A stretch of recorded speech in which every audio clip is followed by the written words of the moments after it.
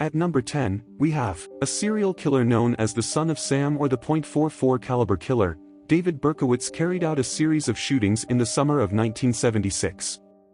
Using a .44 caliber bulldog revolver, he shot 6 people dead and wounded 7 others. Berkowitz sent a series of taunting letters to police and the press promising further shootings, terrorizing the people of New York City. Eventually captured in August 1977, Berkowitz confessed to all of the killings and was sentenced to 25 years to life in prison for each murder. It is unlikely that Berkowitz will ever be released. Next up at number 9, we have Edmund Kemper. Known as the Co-Ed Killer, Edmund Kemper is an American serial killer and necrophile who carried out a series of brutal murders in California in the 1970s.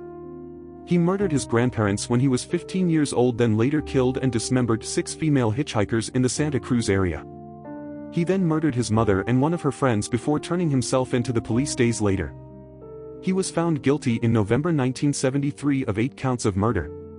He asked for the death penalty, but instead received life imprisonment without the possibility of parole.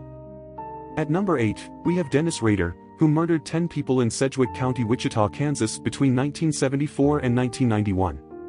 Obsessed with notoriety, Rader sent taunting letters to police under the name BTK, which stood for bind, torture, kill. Rader stalked his victims before breaking into their homes, then bound their limbs before strangling them. Having disappeared in 1988, BTK re-emerged in 2005 when he sent a floppy disk to the press. This was to be his downfall. Tracing him via the floppy disk, Rader was arrested and charged, upon which he immediately confessed. He is serving 10 consecutive life sentences with an earliest possible release date of February 26, 2180. At number 7, we have Donald Henry Gaskins. In 1969, Gaskins began killing a series of hitchhikers he picked up while driving around the coastal highways of the American South, torturing and mutilating his victims. He claimed to have killed 80 to 90 people. He was arrested in 1975, when a criminal associate confessed to police that he had witnessed Gaskins killing 2 young men. He was convicted of 8 murders and was sentenced to death, which was later commuted to life imprisonment without parole. Remarkably, Gaskins went on to commit another murder within the high-security prison, killing a fellow inmate. He is the only man to have ever killed an inmate on death row. At number 6, known as the Genesee River Killer, Arthur Shawcross first killed in 1972 by sexually assaulting and murdering a 10-year-old boy after luring him into a wooded area in Watertown, New York. He then raped and killed an 8-year-old girl, for which he was captured and convicted of manslaughter. After serving 14 years in prison, he was released in 1988 and went on to brutally kill 12 female prostitutes between the ages of 22 and 59. Eventually captured at the scene of his last murder, Shawcross confessed to all 12 murders and was sentenced to 250 years imprisonment. He died in prison of cardiac arrest in 2008. At number 5 is Peter William Sutcliffe, a British serial killer known as the Yorkshire Ripper. In 1981, Sutcliffe was convicted of murdering 13 women and attempting to murder 7 others. He targeted prostitutes in Leeds and Bradford, causing a climate of fear across northern England. When arrested in January 1981, for driving with false number plates, police questioned him about the killings and he confessed. At his trial, he pleaded not guilty to murder on grounds of diminished responsibility, but his defense was rejected by the jury. He was sentenced to serve life in prison without parole and remains in Broadmoor Maximum Security Mental Hospital to this day. In at number 4 we have Ricardo Leyva Muñoz Ramirez, an American serial killer and Satan worshipper who terrorized Los Angeles between 1984 and 1985. Nicknamed the Night Stalker, Ramirez broke into the homes of many of his victims and then shot, stabbed, raped and mutilated them. His victims ranged between the ages of a 9-year-old girl to a married couple in their late 60s.